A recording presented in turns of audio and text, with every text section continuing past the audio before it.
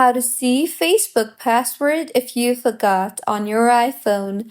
Hello everyone, I am Bishaka and welcome to our channel. Now let's get right into the tutorial.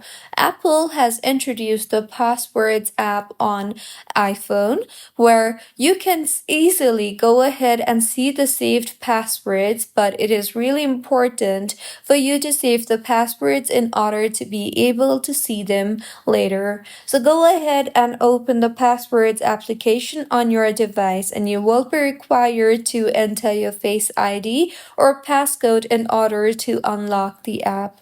Once unlocked, you can simply tap on the search bar at the bottom and then search for Facebook, and you will be able to see all the passwords that you have saved with Facebook. You can then go ahead and tap on the password that you are looking for, and then tap on the password option you see there in order to unhide the password, and with this you will be able to see the password. You can also tap on the copy password option and copy it and send it somewhere else. So this was about how you can see Facebook password if you forgot on your iPhone.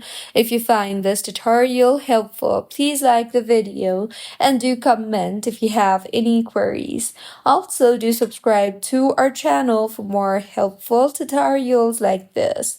See you on the next one.